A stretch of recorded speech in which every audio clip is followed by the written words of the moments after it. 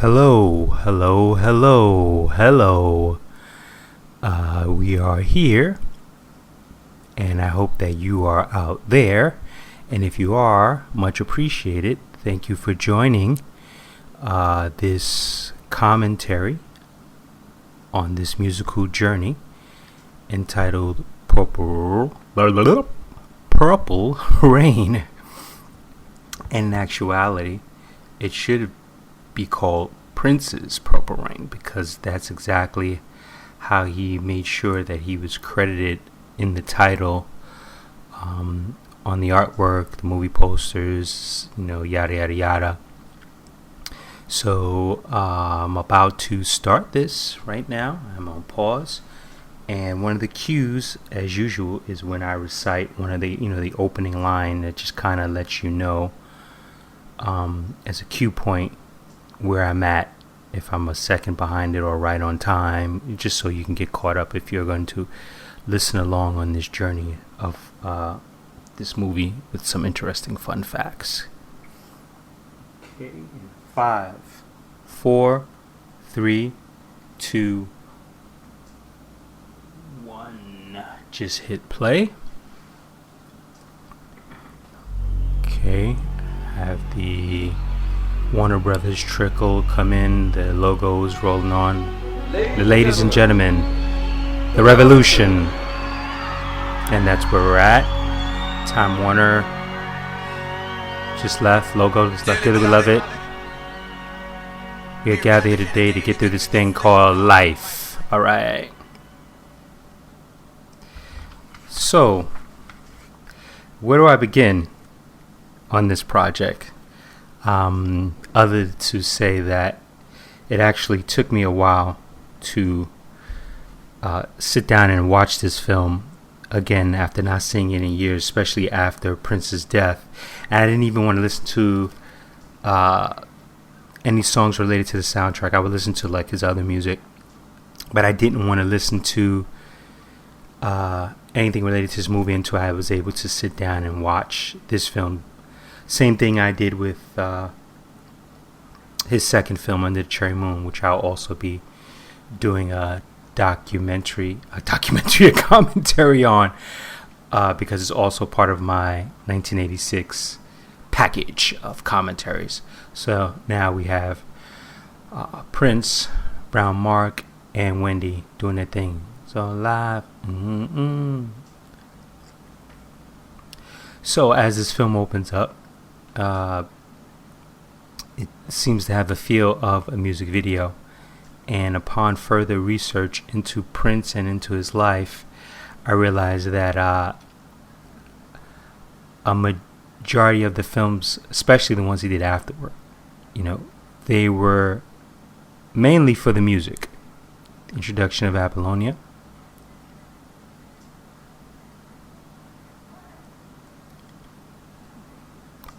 introduction of Morris Day. And I like the fact that they, in his apartment, he's domesticating it, and the fact that he looks like he lives in like a very small apartment. So as big as life as he may be on stage, it still shows that he's a, middle class individual, rather than being this, wealthy character, which I guess that's what ends up happening in their sequel, Graffiti Bridge. But we'll talk about that another time if I do a commentary on that. She got a lot of money in her pocket. As many may know, and if you don't know, Vanity was supposed to have this character, and I don't know if her name was going to be Vanity. I take it was, because Apollonia is Apollonia. And the majority of the cast in this film have their real names. Prince ripping the guitar. And it was genius of him to put his foot down and have Warner Brothers make sure that they gave him a film, because he basically put himself to the point where he made himself a superstar with this film, no doubt. Bam, bam, bam, Jerome. I wonder how many times I had to do this take with him hopping into the car and if he ever hit his head. I love that little small dressing room. Wendy and Lisa. And more on them. I will be speaking about Miss Wendy Melvoin.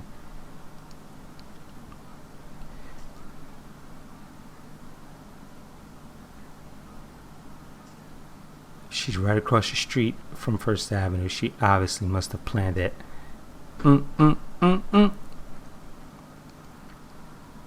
So as I was saying, yeah, Vanity was supposed to be in this project, and she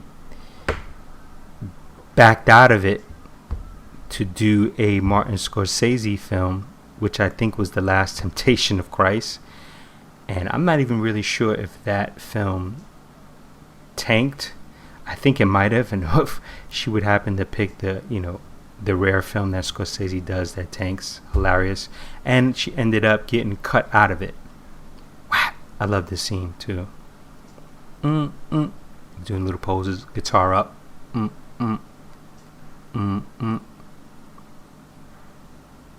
already see he's a playboy as he comes in.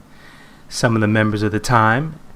At this time, Jimmy Jam and Terry Lewis had gotten fired because they were working on a side project for a little well-known band called the SOS Band. I'm not sure if you guys have heard of them. And they missed their tour date. They were snowed in. And Prince had fired them.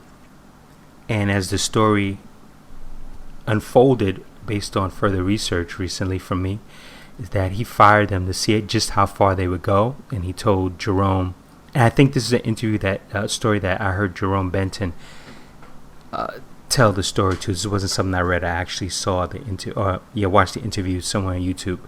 But I think it was Jerome and Jill Jones, Cutie Pie, and one of the original members of the earlier version of the Revolution, 1999 music video and everything else, if you guys remember.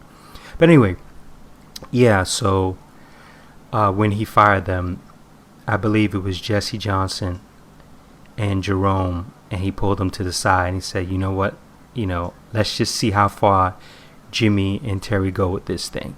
And I also saw an interview, I believe, with Jimmy Jam, and he told a similar story, but his version of it had a little bit of a twist. He didn't realize that he was still getting checks, and they were still getting checks mailed to them from Prince, because when Prince fired them, he just really wanted to see if these guys could break out and be successful, and he still looked out for them and kept them on payroll.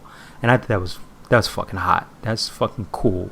This dude, as much of a pain in the ass he could be, he really looked out for his people, even into his death. But yeah, I thought that was pretty awesome. I remember, I think Jimmy said something that he went to go pick up his last check, and they had given him a number of checks, and he just thought that was odd. And then it culminated where he realized that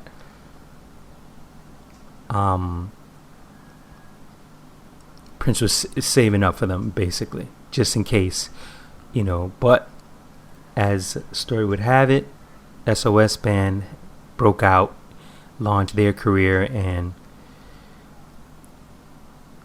it's kind of messed up because I wish that Jimmy and Terry had been in this film, because then you get the full version of the time. I like this when she's Apollonia.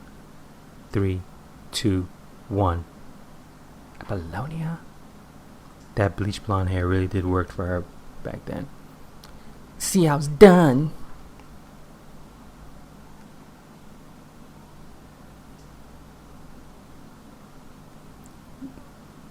The time. I love his deadpan introductions.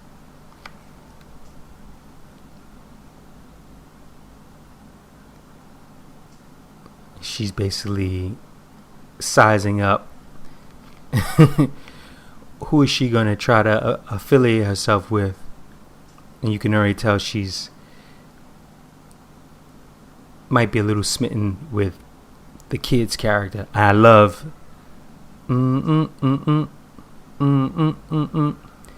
I love this little play that the kid is going to do when he sees Apollonia with the, his sunglasses, and he rolls up behind her. I've been watching you. Now, the fun fact that I just learned, that during the making of this film, Morris Day apparently had a substance abuse problem, which surprised the hell out of me. I do know that he and Prince did get into a serious fight where they had to be pulled apart. And of course, they say it's due to creative differences. Like I said earlier, Prince, here we go. Spots her, zoop. They lock eyes. Up, she sees it. She knows there's competition in the house. He knows she sees it, sees the info, plays it.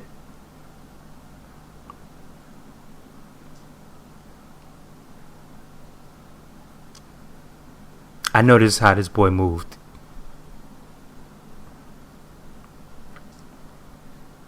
So yeah, these guys, they got into a altercation during the making of it. As I said, over creative differences. But thank goodness it worked out, and Morris and Jerome, basically steal this movie.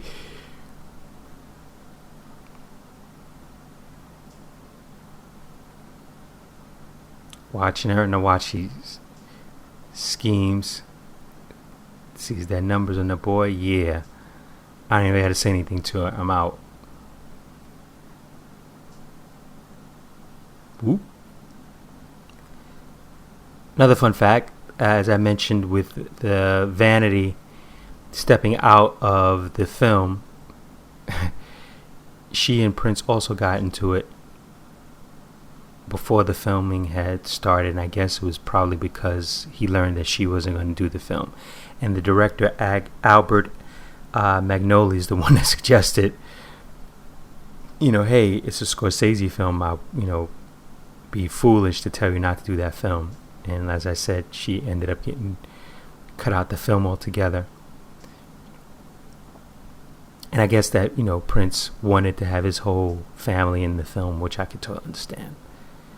Okay, now we come into his broken home.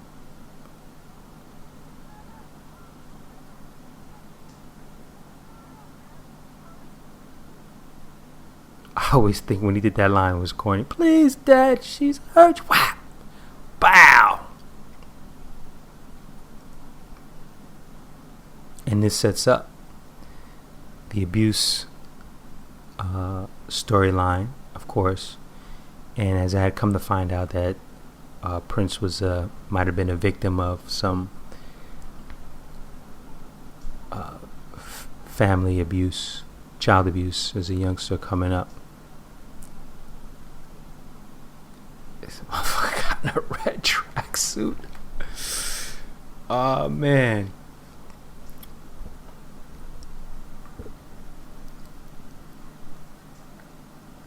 Nobody wants to hear. Just, oh man, that's so.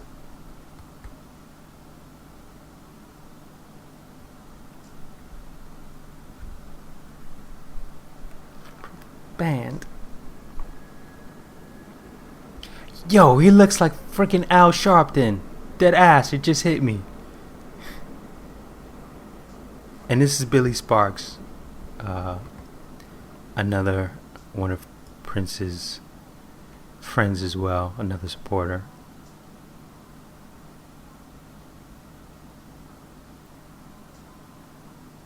And the kid is out.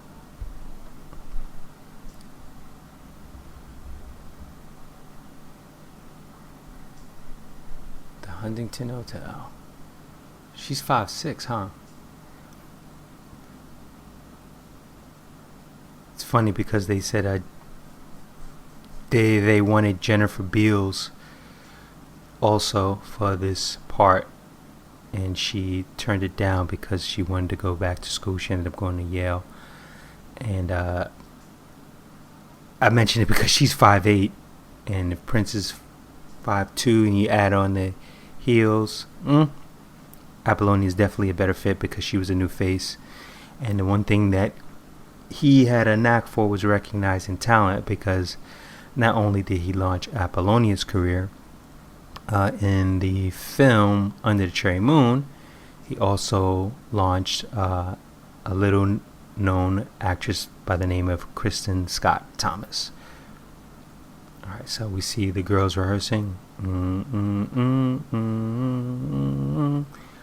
And they're obviously missing one.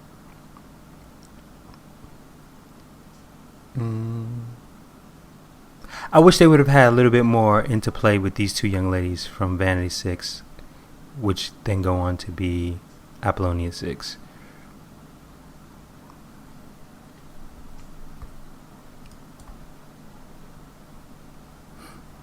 Brenda and Susan, actually. Brenda Bennett and Susan Moonsey. Your shoes on too tight, something? Let's have some action.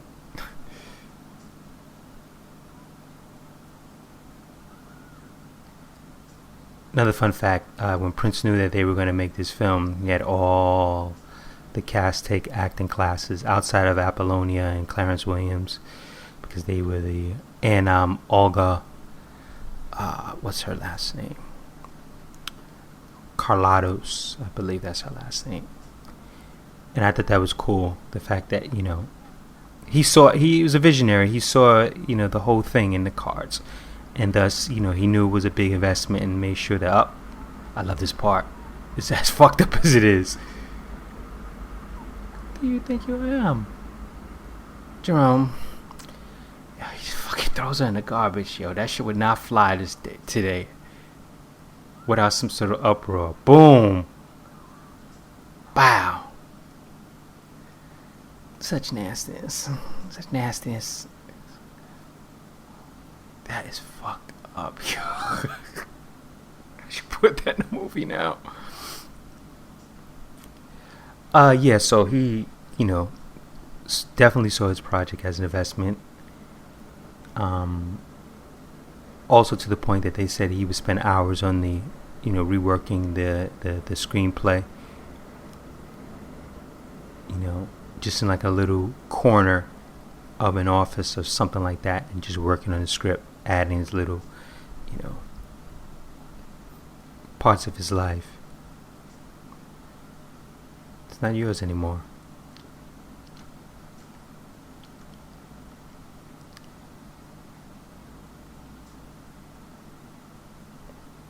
You see him gawking at that guitar.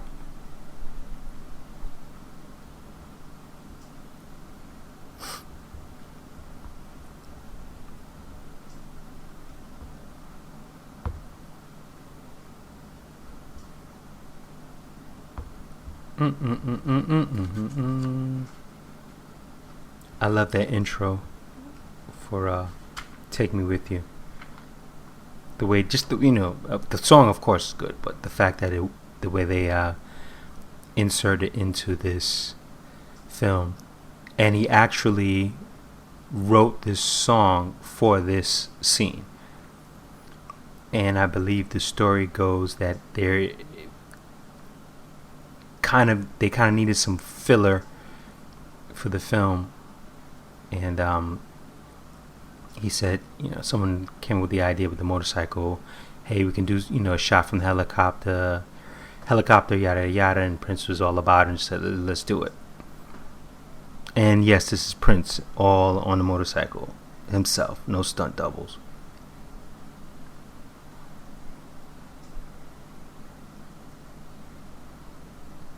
I often wonder what would happen, how different the film would be if Vanity was actually in the film, just as far as the energy, because Apollonia is such a fresh face. At that time, Vanity 6 was already out and people knew, but just the fact that she's a fresh face with fresh energy just gives it the spin that you have now. But how would have Vanity played the character and how much would have changed um, for her version of the character had she done the film. But she would later get her just due with The Last Dragon, which would come out the following year of 85.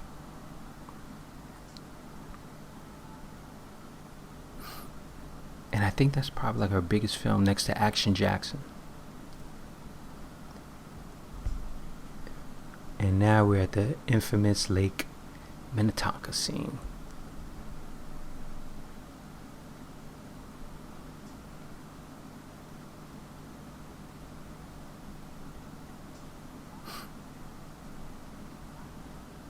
And they say that this scene, that it was freezing cold when she jumps into the water.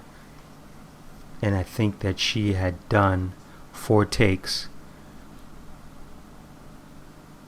but I'm not sure if they were all in Minnesota, because I know that the weather was actually so cold that they had to finish it in California.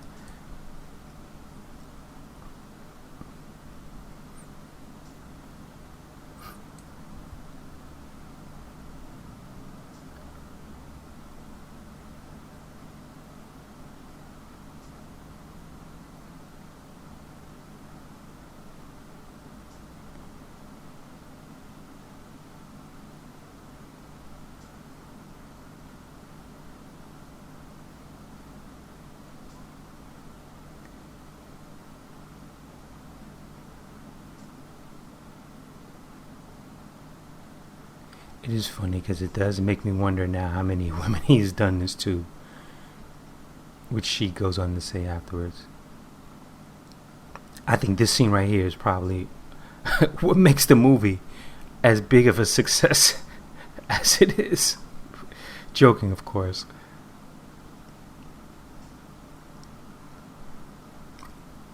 Whoop. And the crowd goes nuts.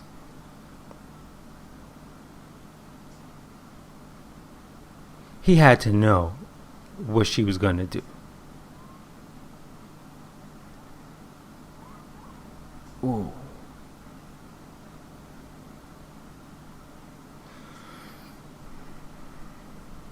And then, yes, that's all Apollonian.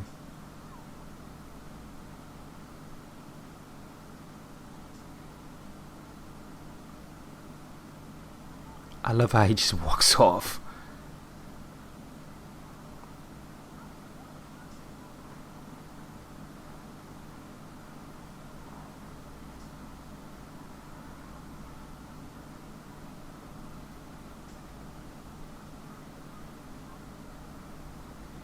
Boom.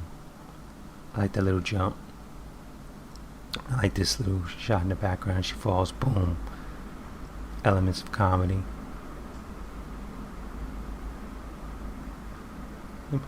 Let me go back for this poor child.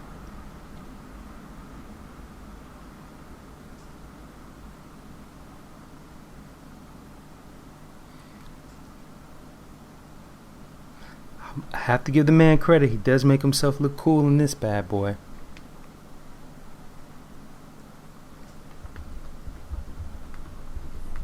Yeah, after she was already flight in the air.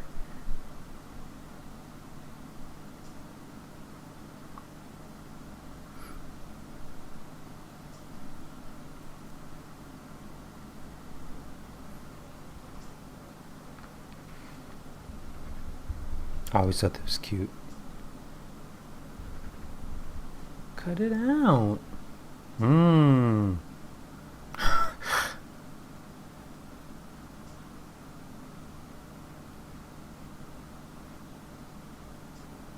Should have put her hand around his waist first before. My seat all wet.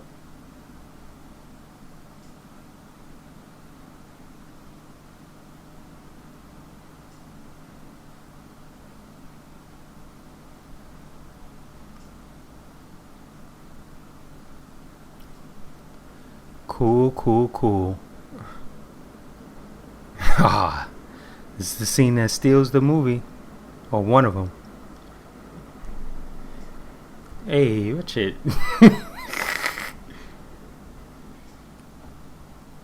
What for? Oh no, when that sweet thing shows up, yeah, you come get me, coop.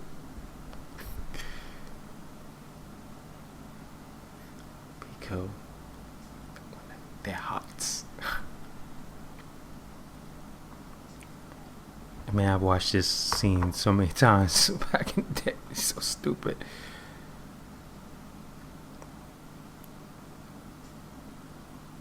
Another reason why this scene works so well, just because of their normal everyday banter, members of the time would express that this is basically you watching Morris and Jerome, you know, two naturally funny cats. And also that this scene is one of the few aspects that was taken from the original script, which was called Dreams. And Prince didn't like that name. He wanted something, of course, with purple in it. And Dreams is written by a gentleman by the name of Bill Blinn. And this is another famous scene. Des Dickerson's "I want to be a millionaire." Millionaire.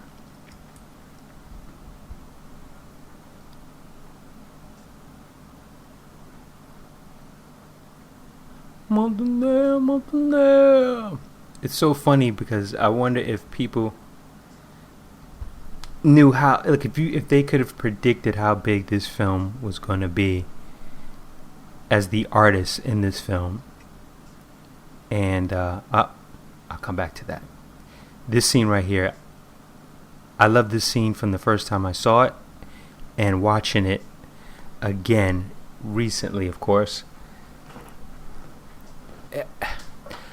I want to say that, and people might laugh me out the room, but I think her little performance right here should have got a fucking Oscar nom.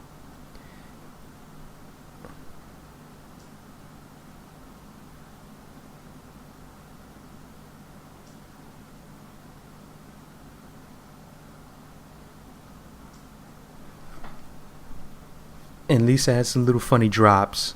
She really does.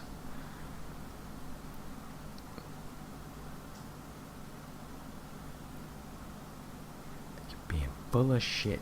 Whoop.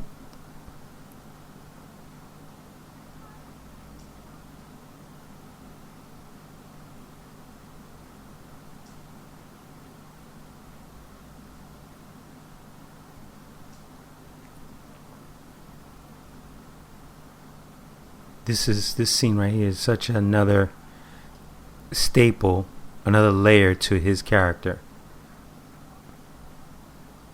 And that line right there, the inner workings of the band, you felt this way, that's before. Now the reason why I say that one, she rips into his ass, which no one really does in this film.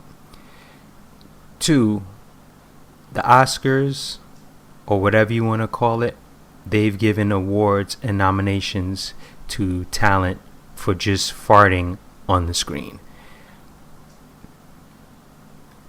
You know, we've all noticed, you know, or heard of people getting awards for like when you see their award, you're like, they were in the film for like 2 seconds. He spat on the ground. So this scene and the other scene when she has the guitar and she's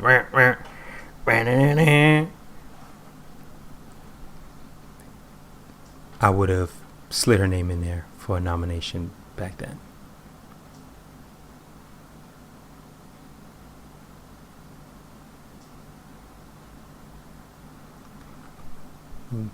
Make still a band, right?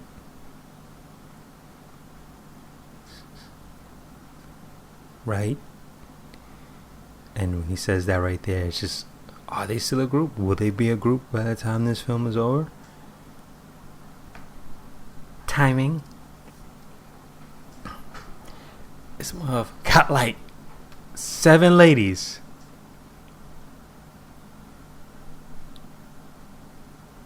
And he's so caught up in himself that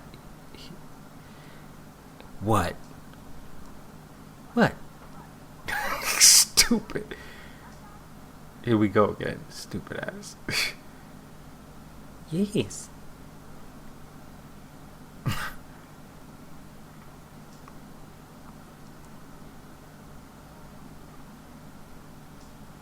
I'm really curious if he really did this or if they just did this in post.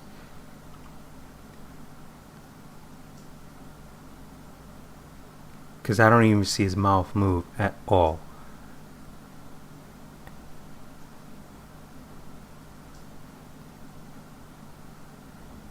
But I mean, if he did do this, that was a really untapped talent that no one really talked about him and that puppet.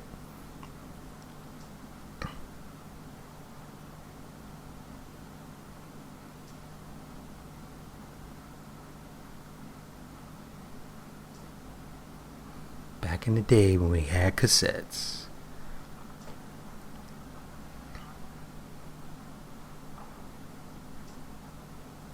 I'm surprised that they didn't have him jump when they opened up the door as if he was going to get caught by someone, like maybe he didn't want Wendy or anyone, catching him listen to the music.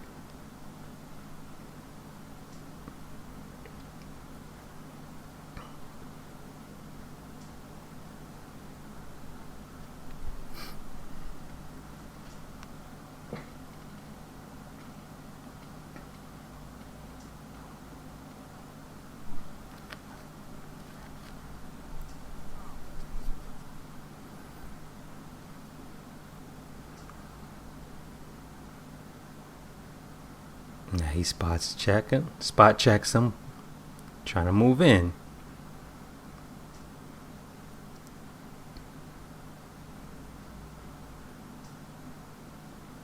Keep the change.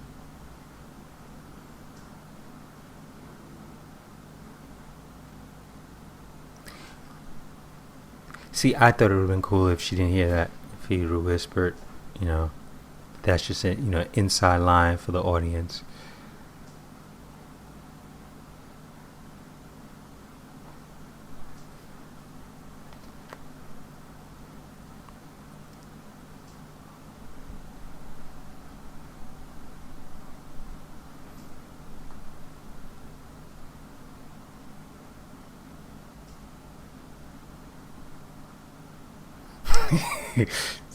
So exciting. From Ice Castles, the Times album. Waterbed.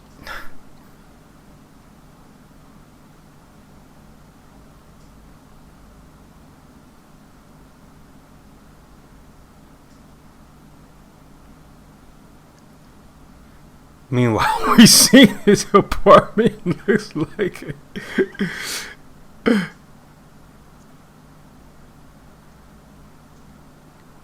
he is hilarious. The revolution. This shots fired. Shots fired.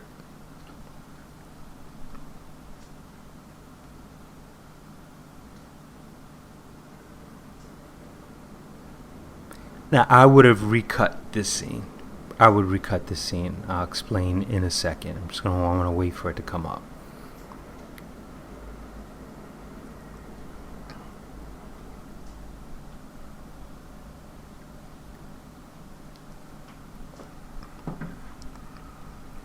Wendy said that in the behind the scenes, which I'm glad I found online, that when she heard this song, she knew he had tapped into this movie and they were on the right track. Like he was on tap. Mm-hmm.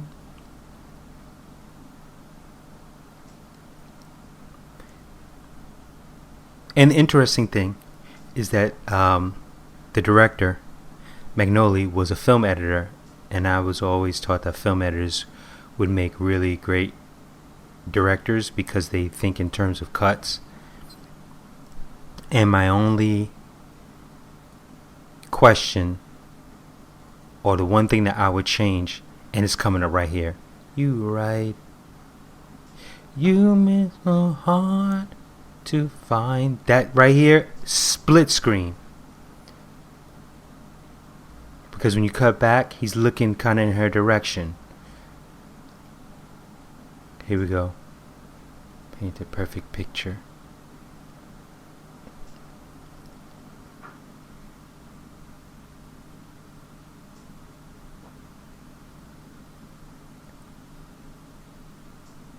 And then when he stands up, definitely split screen. And you can tell he's looking over in a direction.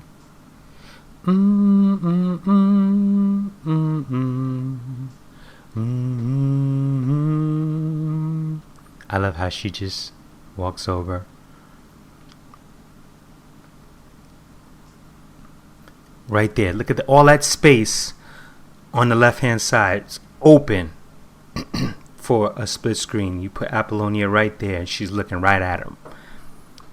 And you know that he's definitely singing to her, and it makes it much more intimate.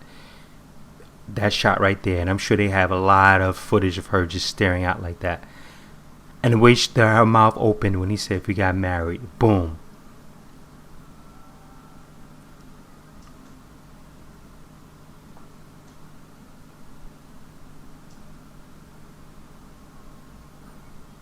I mean, maybe he did think that and it wasn't in the budget, or it just wasn't time or whatever, but I really do think that would have tightened up, that chemistry. Like, even though you sitting there with him, I got my eye on you. And you know that he's talking directly to her. Split screen again.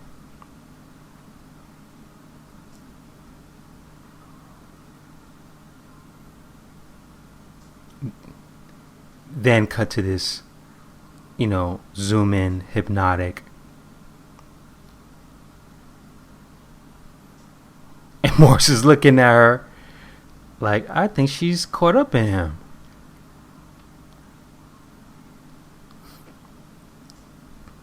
And she's hypnotized. I must also state that the one band that I did enjoy the most, I'll say is my favorite out of the Prince incarnations, was Prince and the Revolution. The earlier version and the version that he ended the group with, which was with Wendy and Lisa. The earlier version also contained Des Dickerson, who you saw singing Modern Air, and Jill Jones, Lisa Coleman, and Brown Mark, who's up there, Bobby Z and Dr. Fink as well. But as I wanted to go back to a statement I made, which was when they were playing Modern Air, like, if the artists in this film could look into the future and had seen how big the film was going to be, like, how much better would they have gone in the studio and tightened up, their albums. Mainly for Des Dickerson, because he's the only one that's in this film with a musical cameo. And I don't know, I haven't heard his album, which I will go take a listen to. But the fact that, and the reason why I say that is because I know that when Prince passed, everyone was looking at, the views for anyone that was related to Prince on YouTube was just going up. You can tell by the comments who had just looked at what.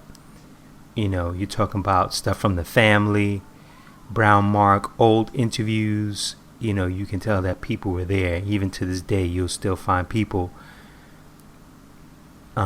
looking up, just trying to touch the spirit of, who Prince was, and get any more information. And just the fact that, all right, this movie's really good. Let me see what Dez's album's about, and if the sales on his, album increased because of this film. I can never understand why she's like hiding in the goddamn alley.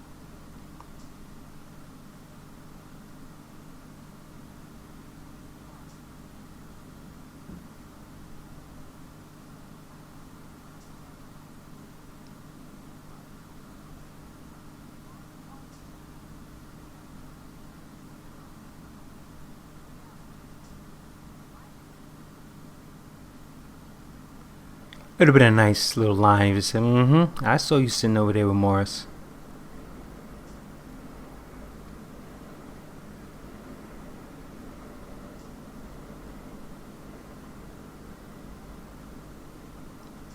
Hot and cold.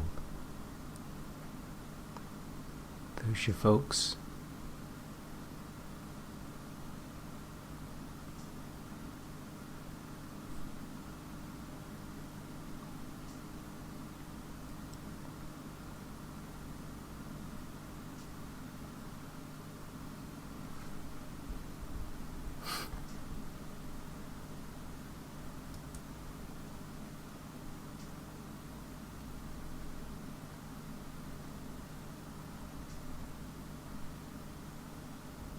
Going to the lair with his pixie dust and unicorns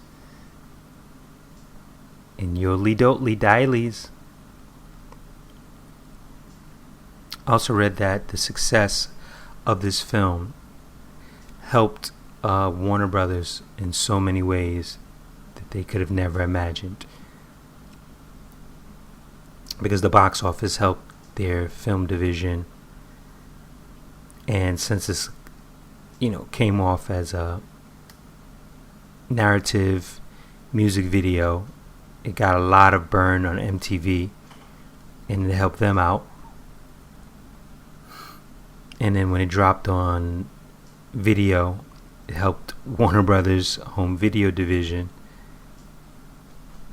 And of course, the soundtrack helped their record division, of course. So, he hit all facets, and thus set another trend. I can't remember if Eddie and the Cruisers came out before this or after this, because that was another film that was similar, just in the terms of musicals with hot soundtracks.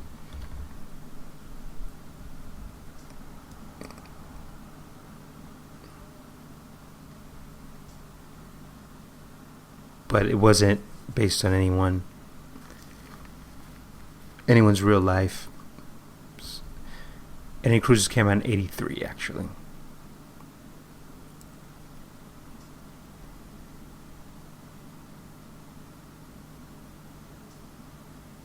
Now, people always make fun of this scene for what's about to happen right here, when he tells her to stop. And I personally look at it like I think he's the one who wants to be in control of the situation.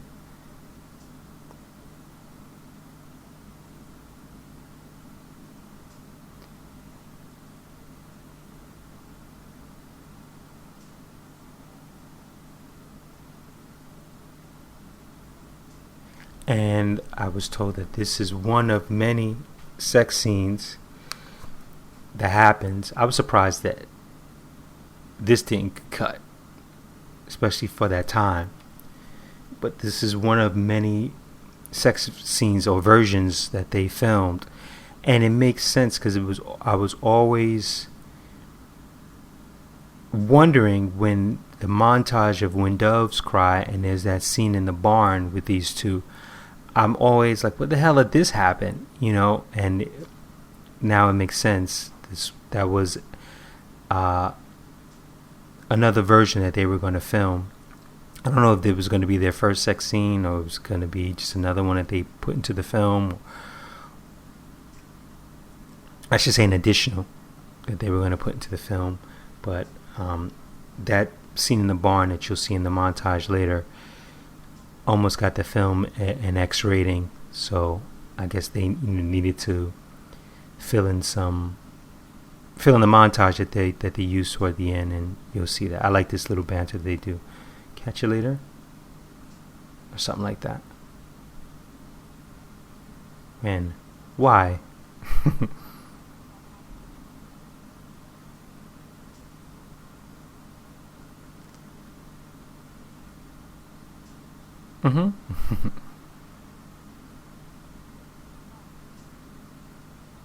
Just gonna get that guitarra.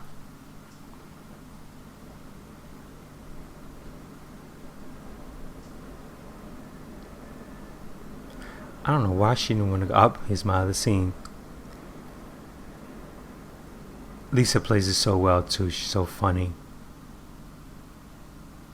As soon as she stops, and then Wendy just looks at like, what's the matter? She just catches it. Here it comes.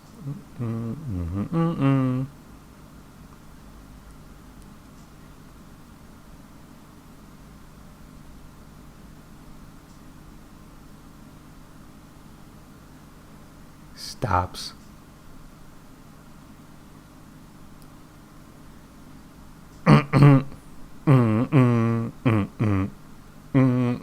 You like that?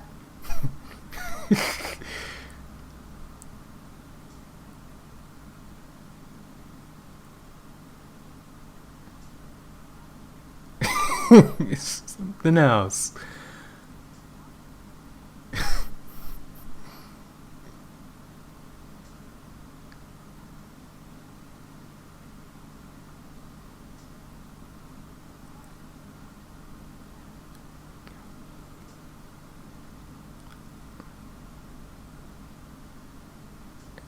Love that. Just pushes it.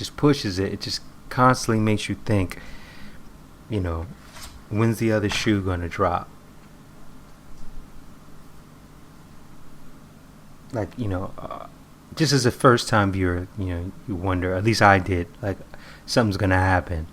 Like they're gonna walk out on him on stage or something shitty.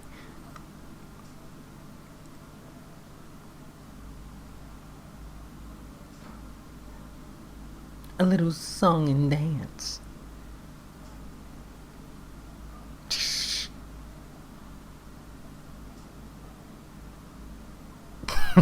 Dicks. No, he isn't.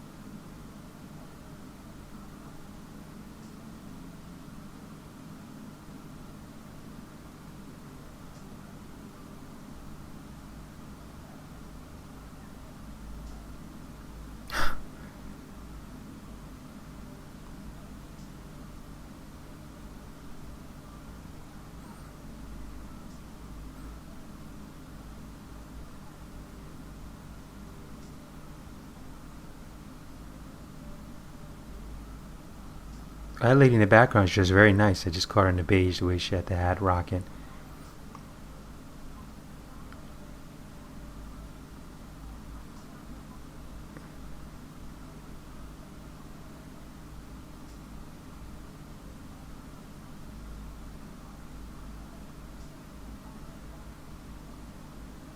It was funny, he just sort of laughed again. For the kid! Get that shit.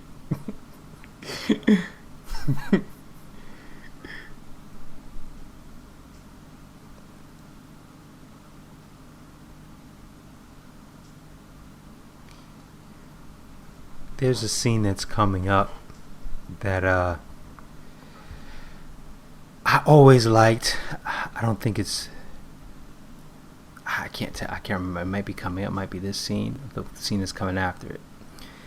Between the kid and his father, and the way that Prince, emotes.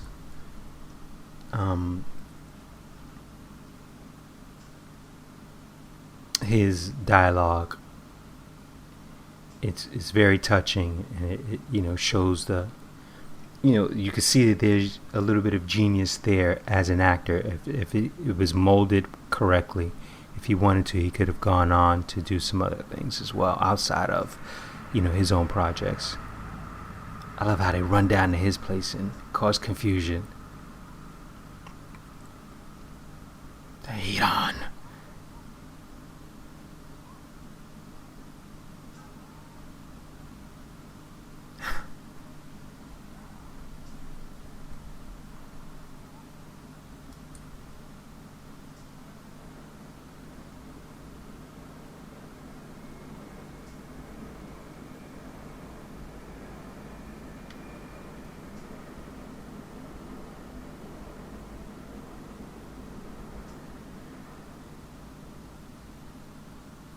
It said that they, for this scene, they lost the footage and or the camera negative, and they had to use a work print.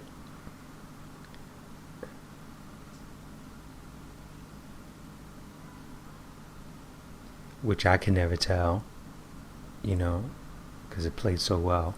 I guess they used, some ADR.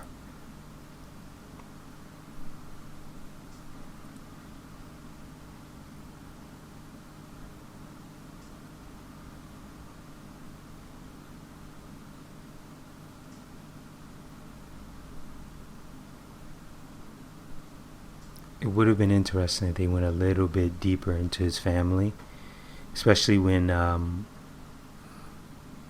he first brought Apollonia home. Even if when they were walking to his place, to the downstairs place, after he said the freak show, and he explained exactly who they were and how they kind of fell apart, would have been very interesting as well.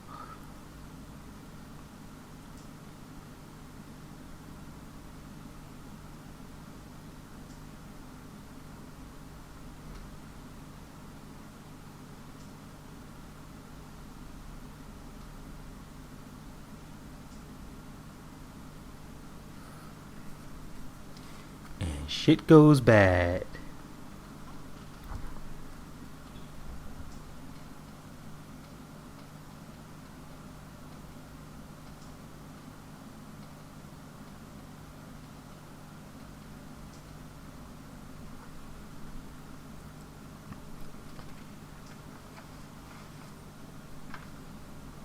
Oh no.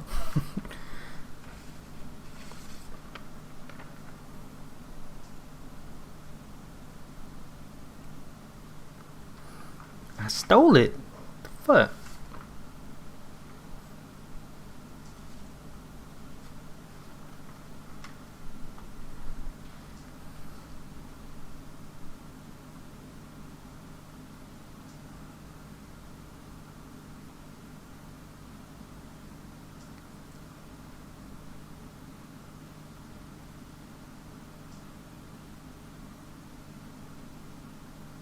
Too bad she doesn't drop the news about 5 feet away.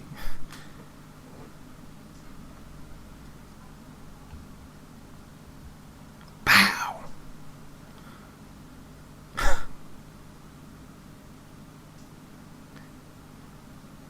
You're knocking over my demos!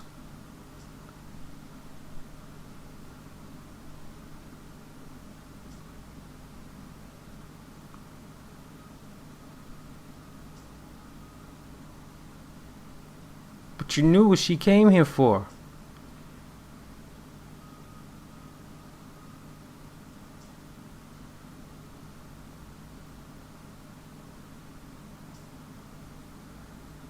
I just fucking met you. Do you know what he's about?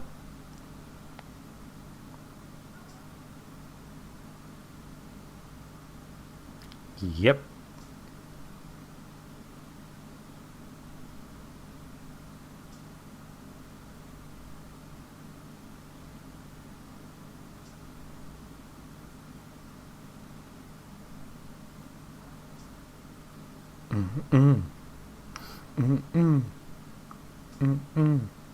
This reminds me of the footage. I saw some footage of Prince and these guys in Revolution practicing, rehearsing actually, in this warehouse, and just has that feel for it. They were really getting it in, boy, for about a straight hour. And you just hear instrumentals first before they even he's late again.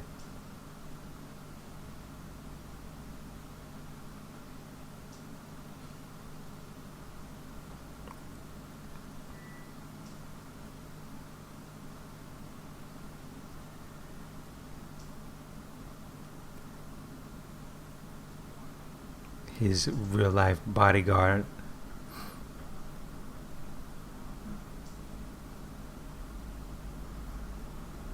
You in trouble.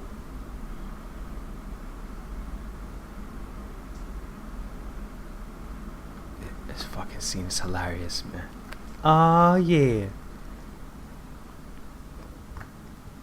listen when they out. Group Baloney 6. He rubs his hands. Watch. Sitting real hot. Fucking asshole.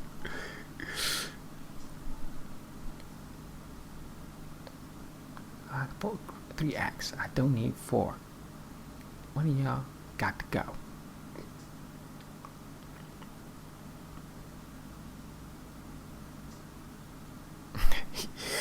It just gets better and better. You lose your girl, you hear that news. Wow. I used to hate this song, man. Oh my god. And then I actually got into it after seeing the film, and I was like, alright, this is official. It was more so the opening of it. This instrumental used to just bother my ears for whatever reason. Oh, here's that alternate love scene. Barn. And just makes like, how the hell did you get in a barn? Like, now it makes sense. I'm actually thinking it takes on the motorcycle and the motorcycle ride. Something must have happened. They found a barn. Because I'm just thinking about the shot as they're riding with the cows on the side and everything. Aha. Just had the epiphany in this commentary. Just pieced that together.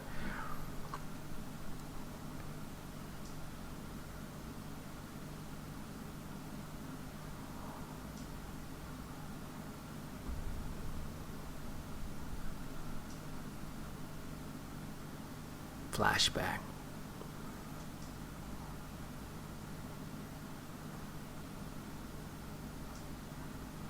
Mm-hmm. Mm-hmm.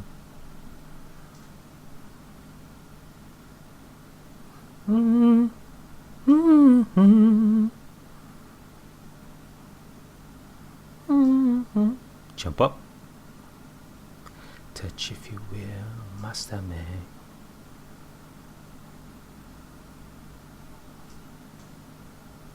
It would have been cool if they had put some of this montage, even if it was just different shots, on the "Take Me With You" scene when after she hops back on the motorcycle. You see them at least just talking, playing around in the grass, and maybe them walking toward the barn. 3, like I might have stated in another commentary, 3 or 5 seconds, 7 seconds, whatever. 3 seconds is a lot. Just as an insert in a film, you'd be surprised. It's a cutaway as an insert, whatever. That really means something. I believe this is the scene I'm talking about. Yeah, his mother's sitting on the curb. The fuck you think happened?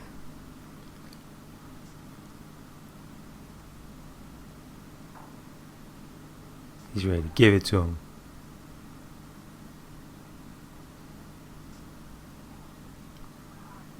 That's me, motherfucker.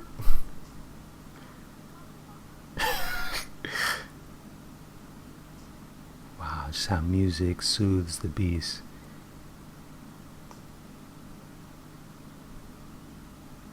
And this is an obvious setup. Of course, they didn't really do a lot of exposition. The fact that I guess his response is the exposition enough to realize that he does not hear his father play piano often.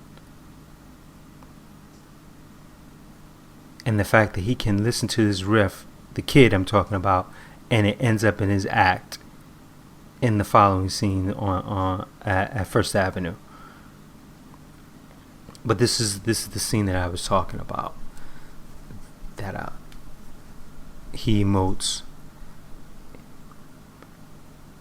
and I'm not sure if it was one of his managers, but in the behind the scenes footage of Making the Purple Rain, he tells a story about this scene and how Clarence wanted to kind of get the feel for this scene and what life was like with Prince, so he could really fill the shoes properly, do this character justice. and his manager tells the story about Prince. Told him that this scene is reality based,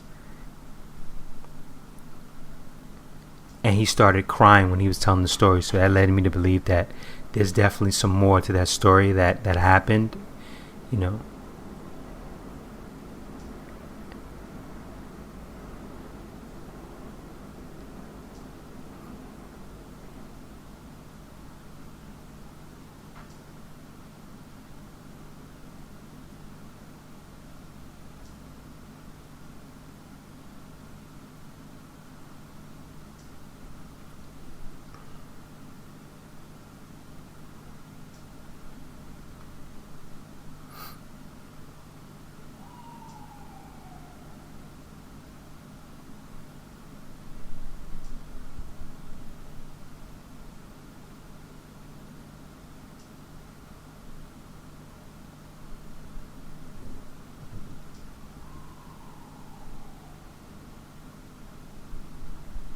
Right here. Here it comes.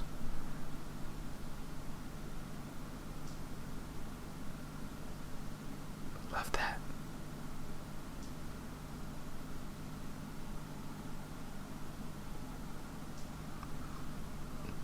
I love that scene. Just the way that his face goes, you can tell that there's something there. And when I saw and I just saw the behind the scenes a few days ago, and I was like, I knew it. It was just such a good scene. I could feel it from the first time I saw it. Onward.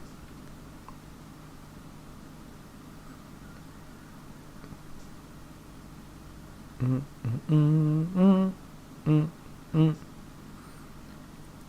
It's almost as if they used the music to mask the scars.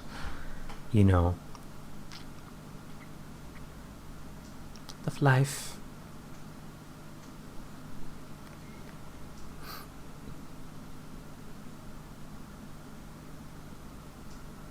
It's funny, I was looking at IMDb, and one of the tags for the film says androgyny.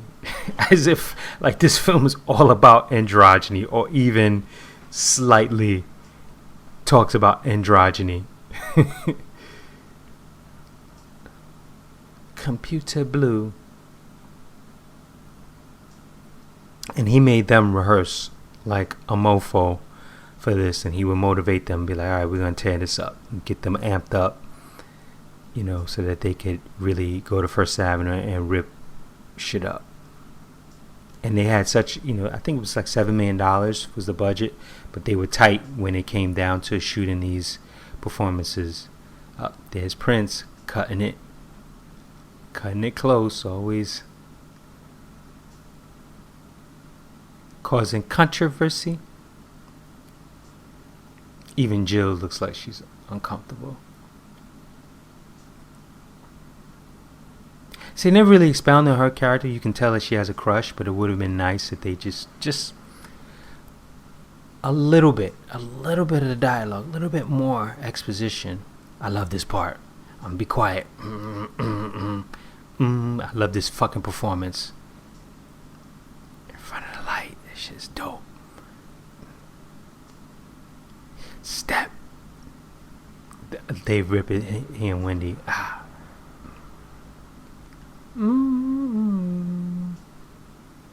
Oh, and Brown Mark. Is that?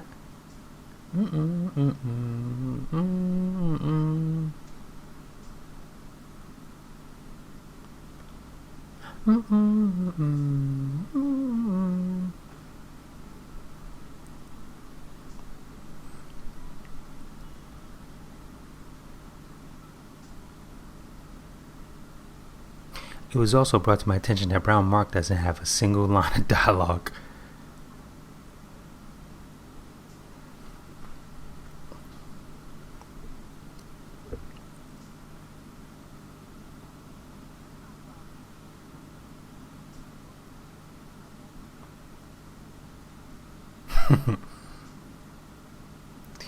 Exposure.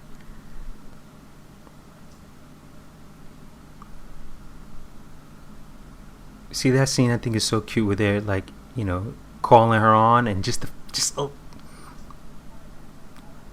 7 seconds of dialogue with them just talking makes that so much more tighter.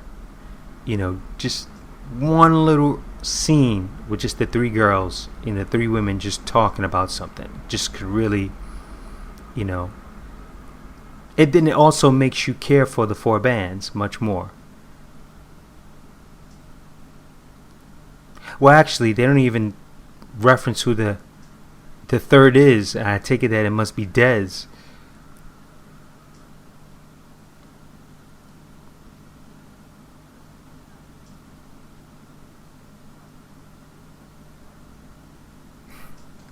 Rare form. Now, the behind the scenes clears a lot up for me. So if you ever get a chance, I think it might still be on YouTube, of this film, because I've always wondered, like, why is this song called Darling Nikki and they never changed it? And I think that Prince inquired, did you want me to change it to Darling Apollonia? And they were like, no, it just works well, because the fact that she runs out, I'm like, well, how the hell are you running out? And it's like, all right, I get that she's offended, but I just think it just, maybe I'm just simple-minded. I mean, I'm a simple-minded artist, but just the fact that if you had played out some of the things that were in this song, then it would have hit me harder. Then it would hit everybody harder. Especially this line right here. These lines right here. Devices, anything money can buy.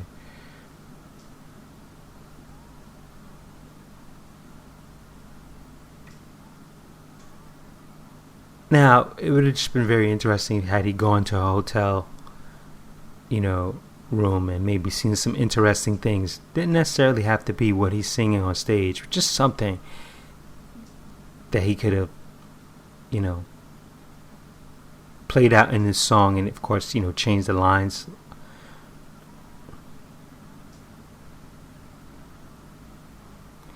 Because it's the fact that he's doing the song, it's just, to me, is not enough for her to run out.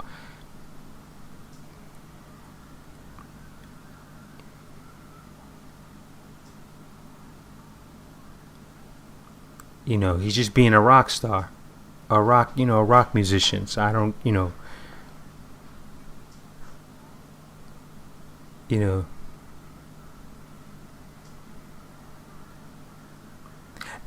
Another thing that I did notice is that this song was very popular. When the film was out, and people really never give this song the props that it did, when the soundtrack and everything else came out.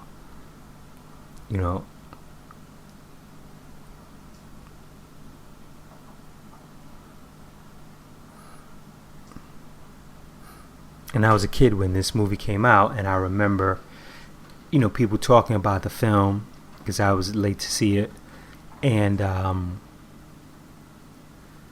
talking about Darling Nikki, So I know, like, when he passed, no one said, "Oh yeah, Darling Nikki's one of my favorites."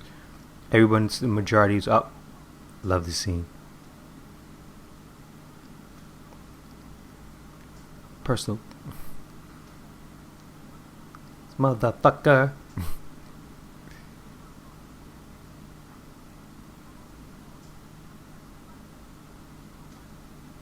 Yourself. Just like your old man.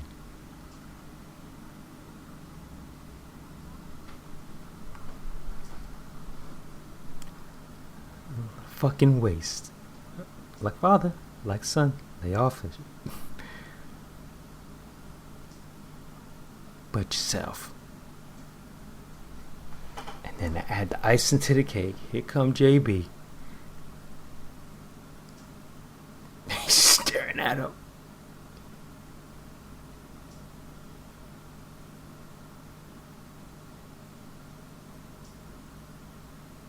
That's fucked up. Dead.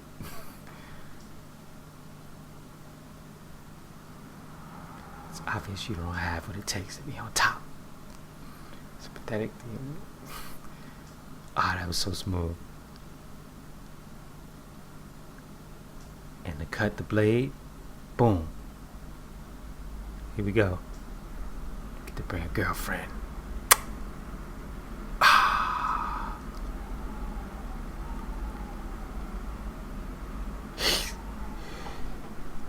Heated up the knife, stuck it inside, and slowly turned that bitch. I love the way he goes in the pocket, just flips the tickets on the floor like whoop.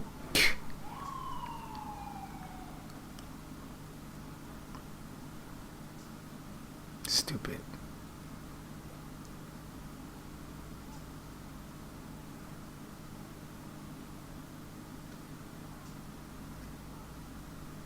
Now I just read that supposedly in this scene, the kid's father's in this club throwing money at the ladies on the stage, and I wonder why.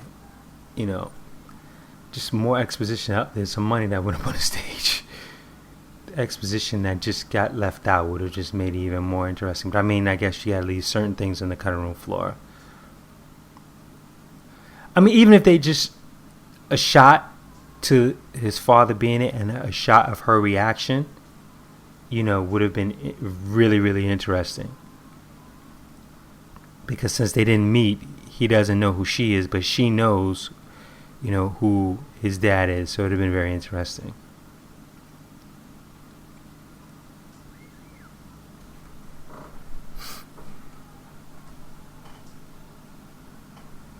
It's like when I see the scene, I just go, Vanity, you blew it.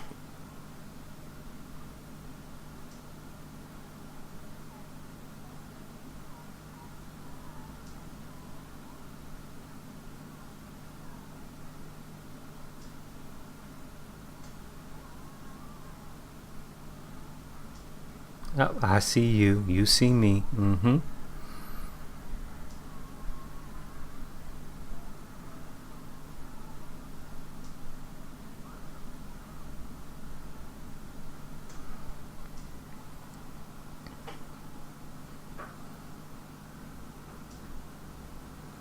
It's unfortunate that Vanity 6 never got, or Apollonia, but Apollonia just mostly because of the movie, but the girls from Vanity 6 never got as much exposure as they should have. I love how she shows them the earring. I know many people kind of took that as a stab, but I never did. It's basically she's kind of saying, hey, I did it. Yeah, his suit is horrible. Going back to the ladies of Vanity 6 and Apollonia 6, when I listen to their albums, respectively, they're very cute and they remind me a lot of early Go-Go's and some Bangles. It's very playful. Oh, it's so funny, man. Nobody bad. You're a genius. Yes.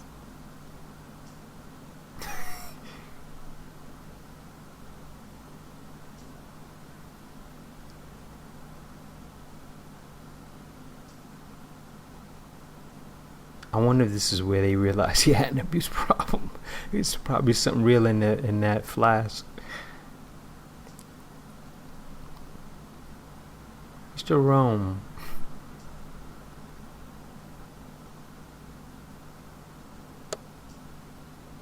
Stupid ass.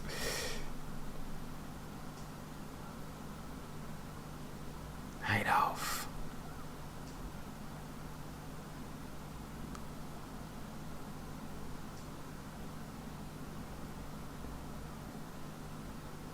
Yo, it's stupid, yo. I love how his reaction, he hears that bike. It's like a damn superhero. I hear you, but I don't see you. Yeah, he just pushed him one hand. It's just fucking funny, yo. Boom. It's always funny.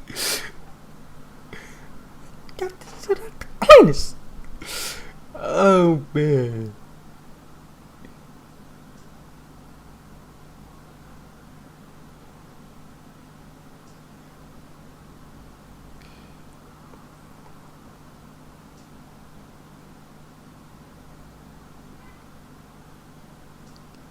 That's probably the creative differences right there. Oh man, that scene's always funny. Just the way, just with one hand.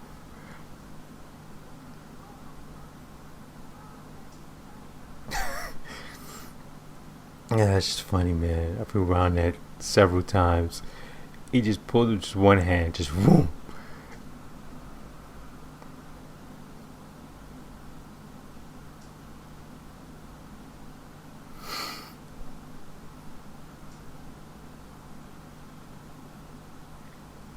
I say the weather at this time in Minnesota was brick. Like they chose the coldest time to make this film in Minnesota.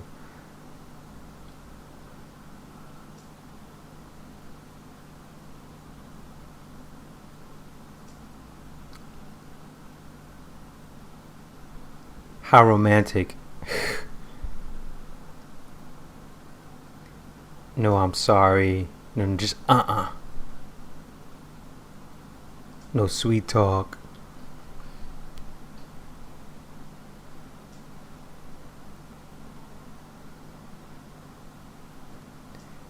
Don't drink that.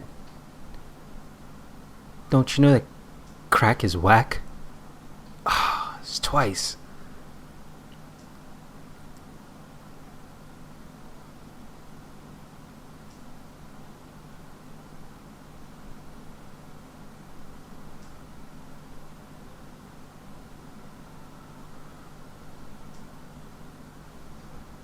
Mmm.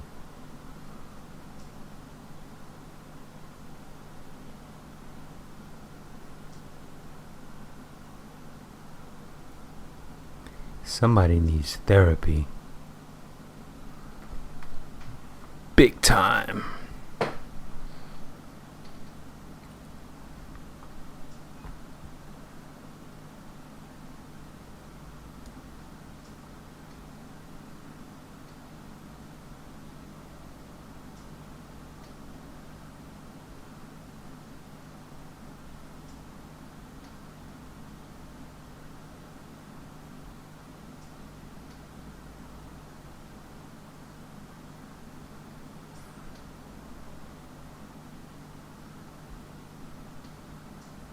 Broken glass everywhere.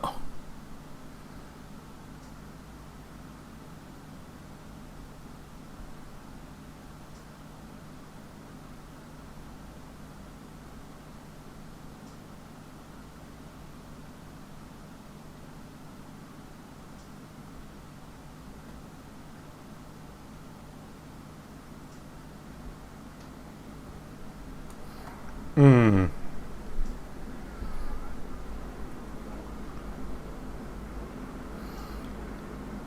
The original idea was to kill his father, have his father shoot himself to death, and toward by the time they finished in post, they decided to change it, or toward the end of post, or whatever I said. It seems like all the mom does throughout this whole film is cry, unfortunately. Poor thing. We need someone who can cry. I always thought this scene was weird. Especially with the music. It feels more like an interrogation scene.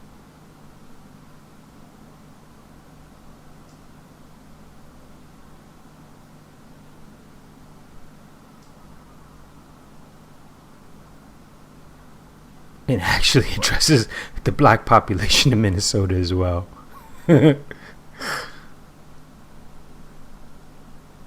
4-1.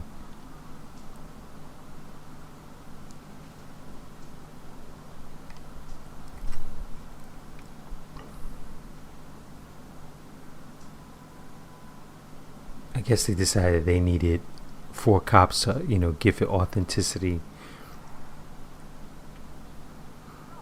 Even if they just had one man in uniform and one in like a suit or trench coat, you would have kind of got the picture.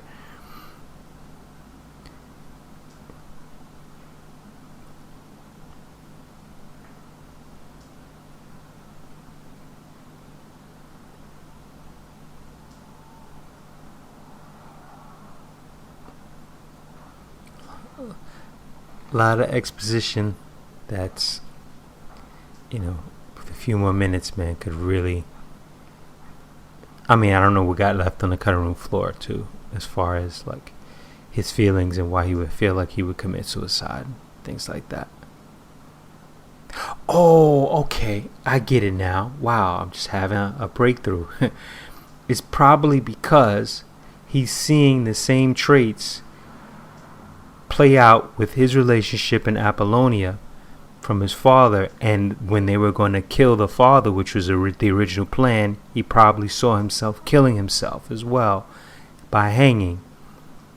That's when he finds his dad's music, because he never writes him down.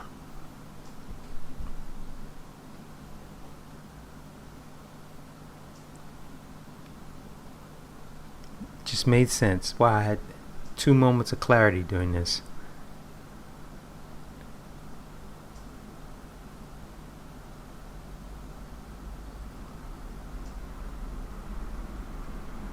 Now I think that this scene really utilizes the term "let me sleep on it" and the science behind that, where now he, has a strong moment of clarity and it starts putting the pieces together.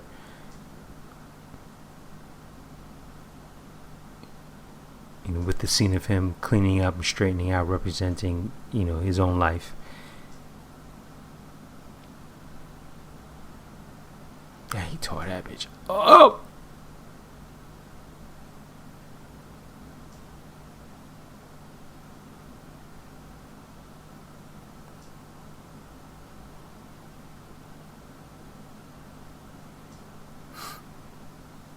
Now what? I mean, I guess because it's in the script, but I mean, like, just what led him to pick up their track, if anything?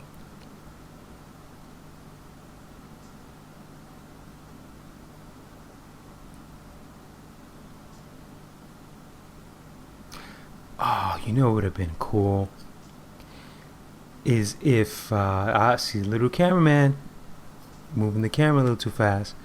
Is if he woke up, because there was an instrumental when upon this character's just waking up. If he would have woke up to this, but a little slower,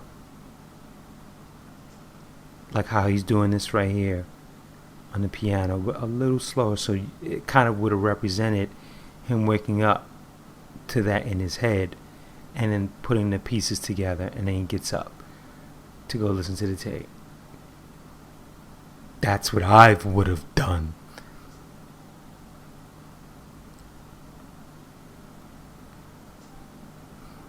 Alright, he's ready to do his thing and rip it up.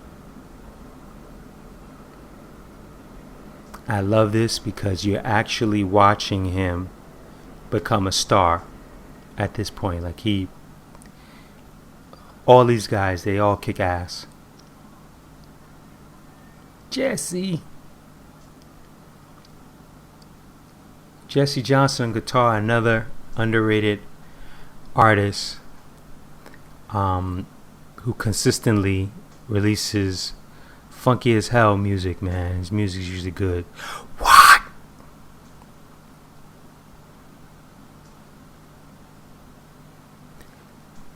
And you have to keep in mind that all these, majority of them, they grew up together. Morris and Prince, went to high school together, as well as Jesse. Jesse and Prince had a really good relationship as well, and they were always, talk music and the influences, people often think that, you know, these artists all, oh, they took from Prince, they took from Prince. A lot of them were giving him, you know, other musicians for him to listen to and influencing him. I know that Jesse said that they would kick it and he would introduce him to certain songs, and Wendy and Lisa as well would introduce him to various artists, open his mind up to, you know, different styles of music that would go on to, you know, have him evolve into what he has become and will be known for. You know, it's just that I love this scene. They're just hearing the music and they getting prepped. It's quiet and they just all getting focused. It's one with the Stokes. Kick it. Alright,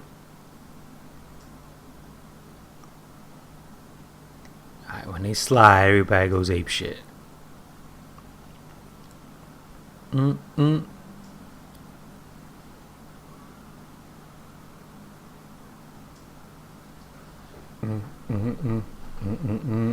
They're not fucking around, man. As far as the performance, they knew that they were gonna bring the heat. There we go.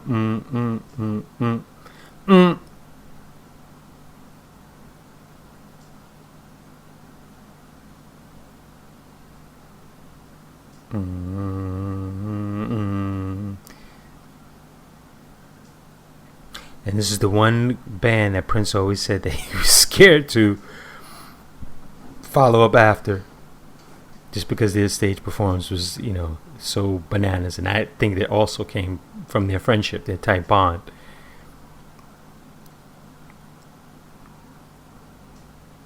Uh-oh.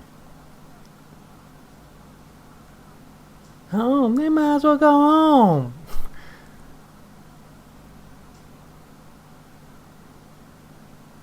You ain't even sweating. Here's the burn, another burn. Go crazy. Asses, yeah. One more time. It's perfect time. It's just the motivation they need. Dagger. Ah, oh, yo, that's so fucked. Oh! But I loved it how they redeem him, and I'm glad that Morris wanted them to put this in. I remember first seeing it, I was like, yeah, he knew that he should not have said that. Looks around.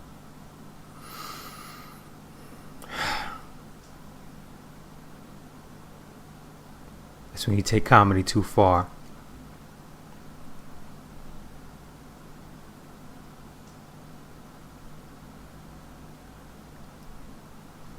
Let's get him. I wish they had given her an edgier line. Then yeah, let's get him.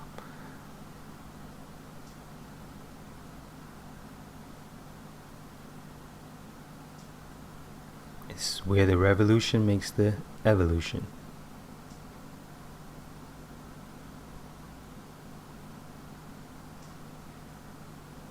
Along with the kid.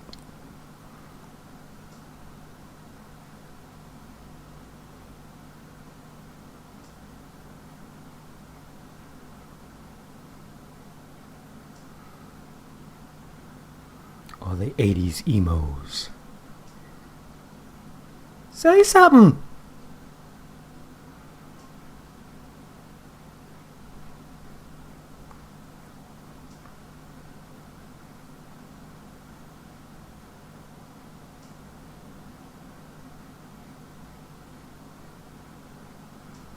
It's funny, he said, well, because he's probably known Lisa longer.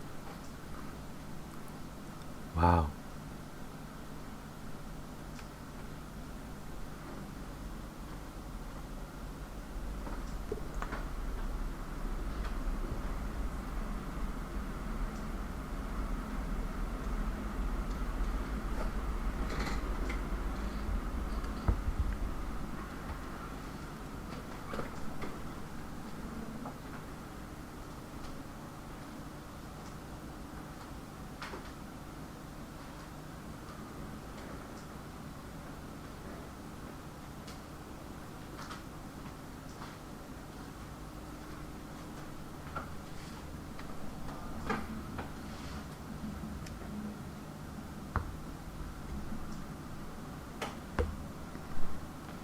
in reality, it was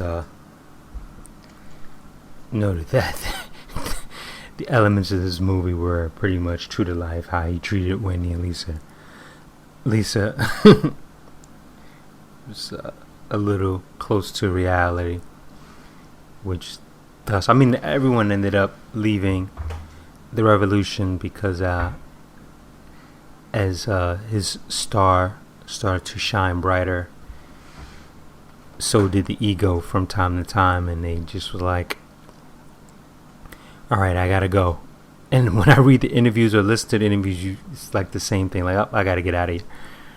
Des Dickerson said the same thing. It was like, all right, I got to a point where I had to bounce.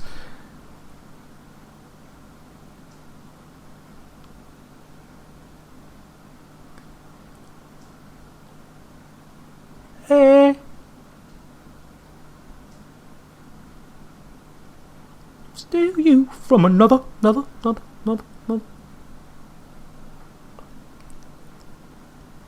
Such a shame.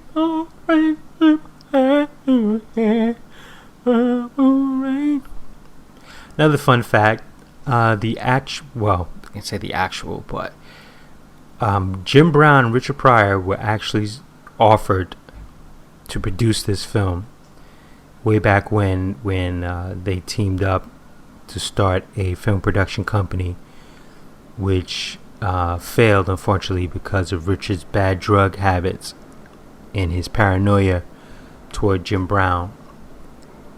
And they actually had film rights to a number of Afro films, such as this one, I believe The Last Dragon. Oh man, I remember. Damn, it's probably like 3 or 4 of them that they had the rights to, and deals went sour because of the abuse. You know, the Pryor's abuse and insecurity and lack of, paying attention to what their production company was, gonna do. Let me got you.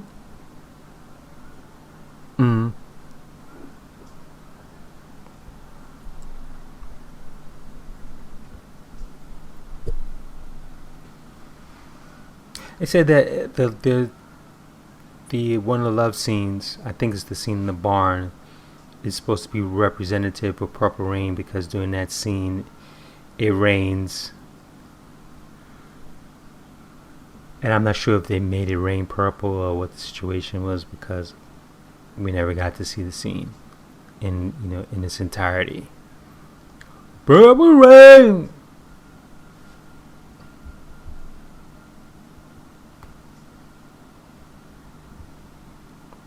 I also read that at one point Warner Brothers, they had this, of course, dumb idea that they wanted John Travolta to play this character. It's like, yeah, I want to make a movie. Yeah, okay, and we're going to get someone that. No, I want to be in a movie. I want to act in a movie, not John Travolta. Well, actually, they probably had, like I said, the script was called Dreams, so I don't know like what stages. This Dreams could have been a script that was just kicking around, in somewhere in the Warner Brothers lot, and they were probably, putting that together or considering Travolta for that. You know how it goes, story changes so many times. And it probably got into Prince's hands, like, hey, we got this. And when he saw it, it was like, all right, well, let's take this out, take this out, take this out, take the title out, and let me insert some of my stuff. We'll take the structure and keep that, but the personal things I'll add, and I add my other stuff.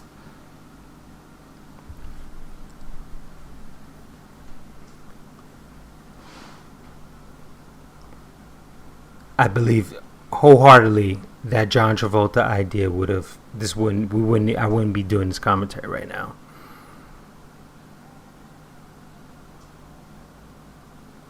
Very positive.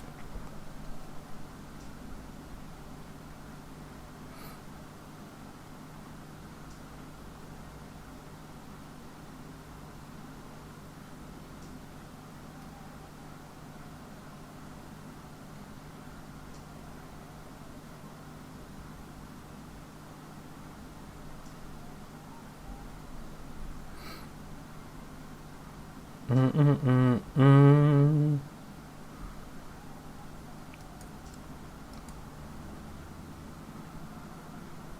Mm-mm-mm. Mm-mm-mm.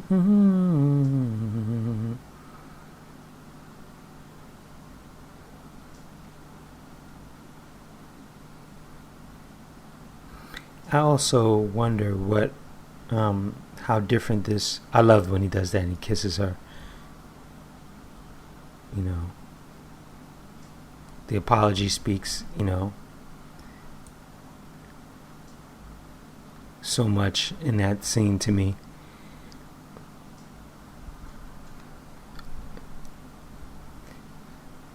They say that the director James Foley was offered, and because he was busy, turned it down. And at that time, they saw the film Reckless with, I believe, it's Aidan Quinn and Daryl Hannah. Is that the film? Yeah. But when I take a look at his resume, it's bananas. So I wonder how different, how much more structured the film would have been. Damn, he also did fucking Glengarry Glen Ross, man.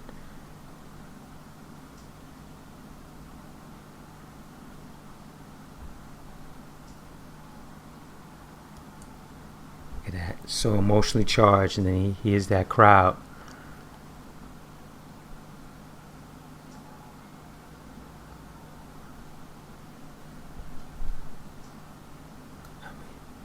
And she's crying.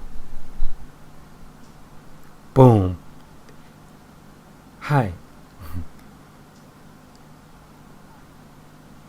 So cute. And it's so sad because, in a way, because they don't. It's bittersweet in a way because you can tell that she's totally into him,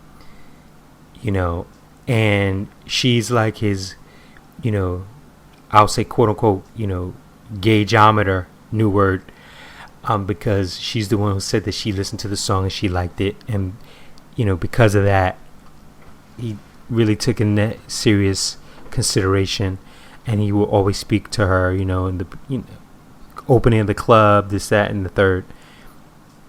And you can totally tell that she's crushing him up. He's about to rip that shit.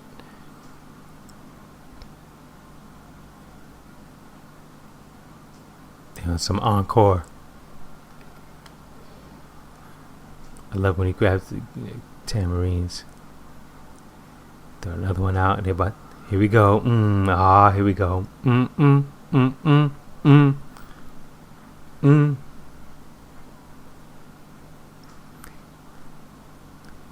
80s rockers in the crowd. Kill it. Met your friend.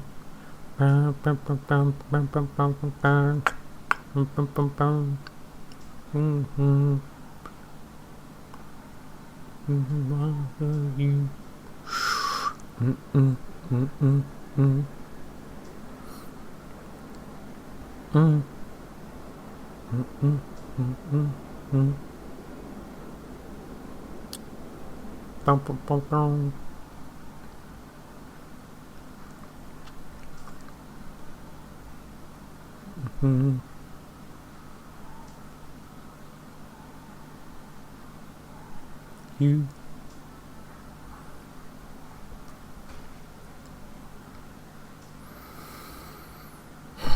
gotta clean up.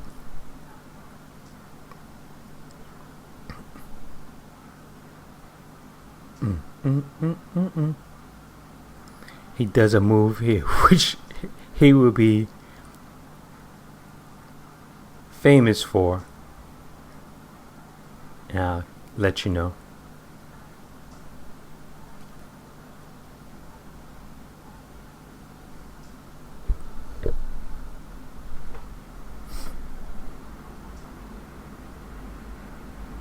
I love the scene when he throws the earring, or the shot when he throws the earring.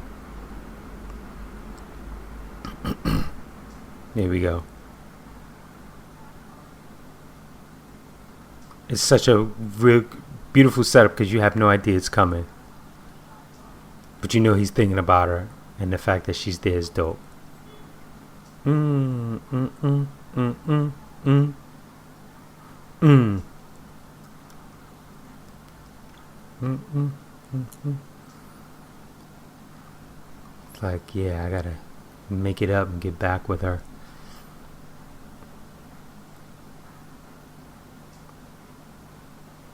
Boom. I'm sure the crowd went crazy when first time they saw this. She catches it. mm.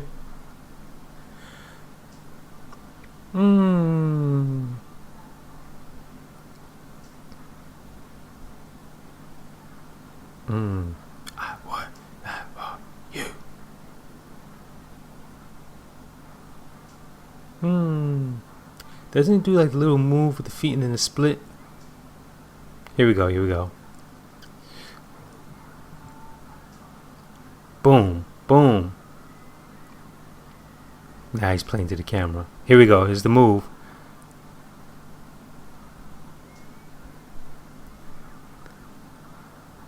That little move right there would be parodied so many times.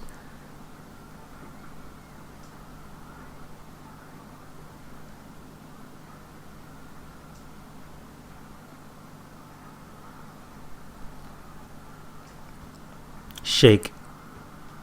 Mm, mm, mm, mm, mm, mm, mm, mm, mm, mm. Now I wonder when they were doing this, if they just did this when they when they filmed this, if they didn't stop rolling, if they just rolled straight into this, just like how they're doing now, as if it was, they filmed it live like a concert. Actually, no. I remember reading some, actually listened to the behind the scenes, watched the behind the scenes, and they explained it. I think they had like 7 setups. Actually, well, I'll look at it again, but because it just plays like it's just a straight concert, and it should. Nice transitions from song to song. Look me over. Tell me, do you like what you see? I ain't got no money, honey, I'm rich on personality.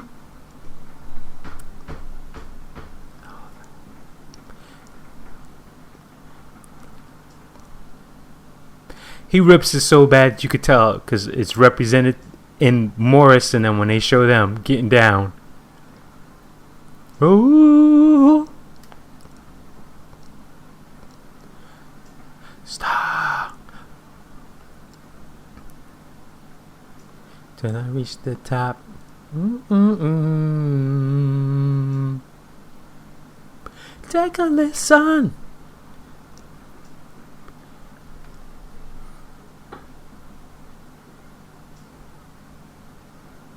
Mm-hmm. He basically just did a concert and boxed it in a movie, and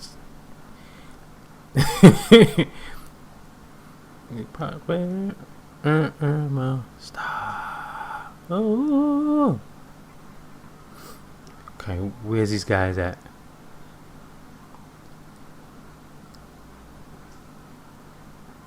Cut to Morris and them now. When's it coming? I love when he did that, man. Mm-hmm. There we go. Stupid.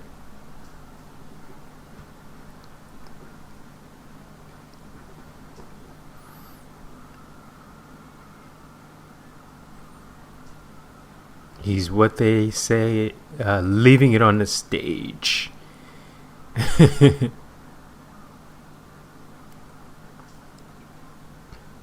Till I reach the top.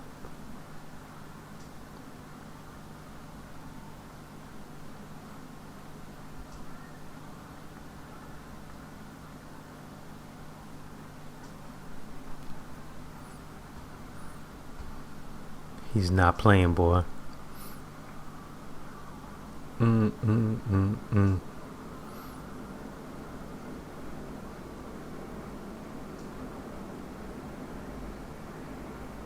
He's not playing.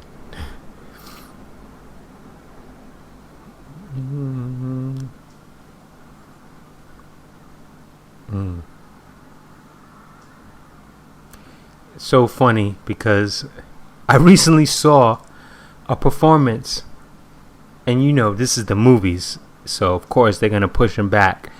But he did a performance with the new Power Generation with Dougie Fresh, because Dougie Fresh had joined him, then the NPG, and Prince freaking stage dived, rather. It surprised the hell out of me. I was like, what? And they put him right back in. I think he did it twice. And fans, respected him and put him right back on the stage. It was hot. Up, time to get the guitar. The laser.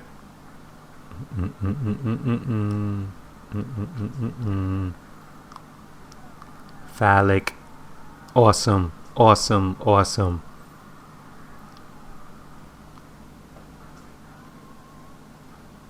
Doing a montage of the music. It seems as if they weren't sure what track they're going to put on. But once again, thank you for listening to me run my mouth and offer these fun facts and information and points of view on this film. And I'm going to do a commentary on Under the Cherry Moon, which is a guilty pleasure of mine. If you're a Prince fan, you will have liked that film and understood what was going on. At least I like to think, because I had a couple of friends that were fans and they understood it totally. And I'll give my, thoughts on that. Maybe it'll be part of the Prince package of commentaries or something. I like how they do this musical montage of songs to remind you, of the soundtrack. So confused. I think that's cool.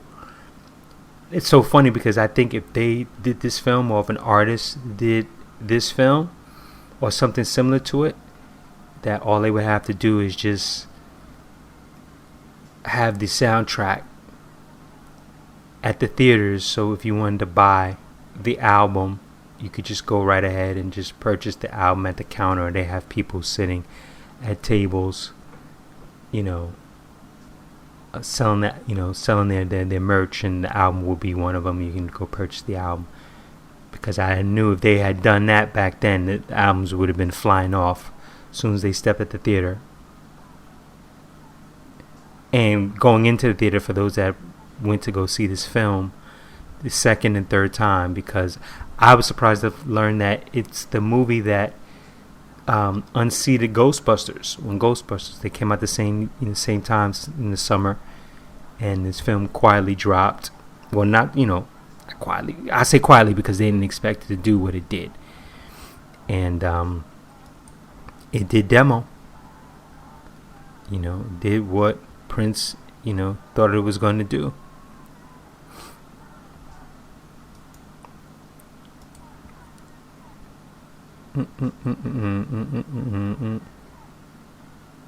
Wow.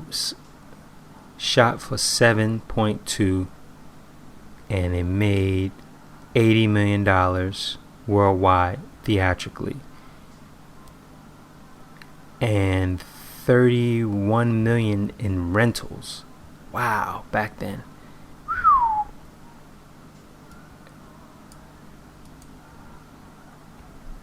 Yeah, they're definitely, he's definitely playing up the music with this montage.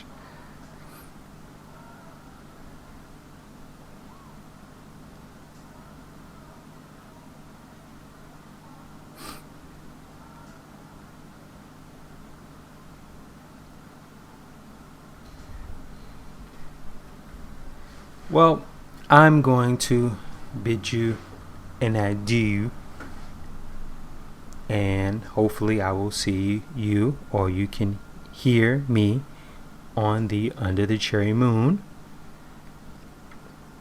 commentary. That was the guy's name, Big Chick, the big heavy set bodyguard with the white hair. It was like, "Kid, most want to see you." I had his name in the back of my skull, but I couldn't pull it out. Big Chick. I believe who passed away earlier too.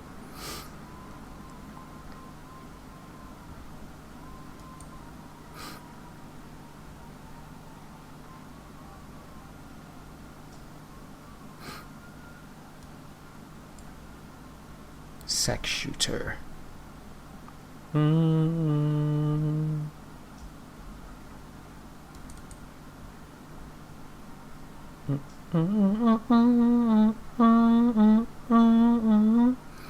Like I said before, maybe I'll do one on Graffiti Bridge. I gotta try to decipher that. I haven't seen that in so long, and it's really hard to take, especially if it being the sequel to this, and it's like so far to the left, But like I said, it's been years. I might look at it completely different, and get way much more out of it, and because it doesn't feel as personal as this film does, of course. So, on that note, I will bid you all, once again, a farewell until you click the next commentary that I do or have done or whatever.